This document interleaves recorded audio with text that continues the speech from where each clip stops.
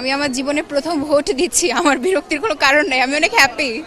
আর কি ডাকসু নিয়ে প্রত্যাশাটা কি আপনার? ডাকসু নিয়ে প্রত্যাশা হচ্ছে আমরা স্টুডেন্টরা যে প্রবলেমসগুলো ফেস করি আমাদের পড়াশোনা এবং আমাদের আবাসন সহ, সেই প্রবলেমগুলো যেন আমরা মানে রিডিউস হয় এবং আমাদের নেতৃত্ব যারা আসবেন তারা যেন আসলে আমাদের প্রতিনিধিত্ব করেন, অন্য কোনো রাজনৈতিক দলের প্রতিনিধিত্ব না করে আমাদের প্রতিনিধিত্ব করেন, আমরা সেটা চাই।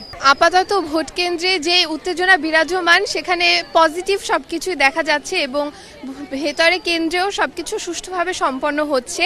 আপাতত কতক্ষণ থাকবে এটা বলা যাচ্ছে না, তবে সবার মধ্যে একটা আনন্দের ব্যাপার রয়েছে এবং সবাই খুব শান্তপূর্ণ পরিবেশে ভোট দিয়ে যাচ্ছে। আমাদের মধ্যে অনেক দিন ধরেই জল্পনা কল্পনা ছিল যে আদৌ নির্বাচনটা হবে কিনা, আমরা ভোট দিতে পারবো কিনা।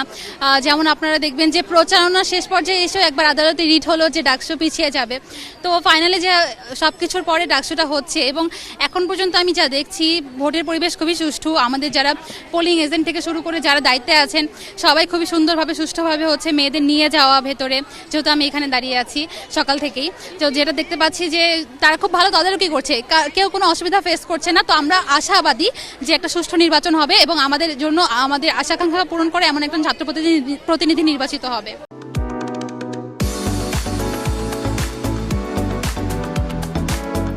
কয়েকদিনে আসলে প্রশাসনের নানা রকম পক্ষপাতিত্ব আমরা দেখেছি, যে বুথের সংখ্যা কম, অনাবাসিক শিক্ষার্থীদের জন্য যেরকম একটা ফিয়ার মঙ্গারিং করা হচ্ছিল, একটা ভীতিকর পরিস্থিতি তৈরি করা, সোয়াটের টিম, এগুলো দেখে আসলে হয়তো অনাবাসিক শিক্ষার্থীরা অনুৎসাহিত হবে, ইভেন আবাসিক মানে যে হলগুলোর চেয়ে ভোট কেন্দ্র দূরে হওয়ার কারণে আবাসিক শিক্ষার্থীরাও ভোট দিতে আসবে কিনা একটা আশঙ্কা তৈরি হয়েছিল।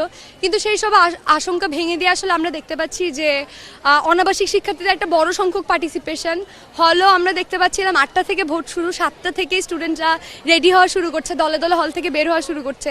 তো সেই জায়গা থেকে আমার মনে হয় এবারের ডাকসু যথেষ্ট অংশগ্রহণমূলক হবে এবং এখানে নারী শিক্ষার্থীদের যেই অংশগ্রহণ সেটা আসলে আমি পূর্বের ডাকসুগুলোতে দেখি নাই, তারপরে যা শুনেছি সেই অনুযায়ী অভূতপূর্বই বলবো।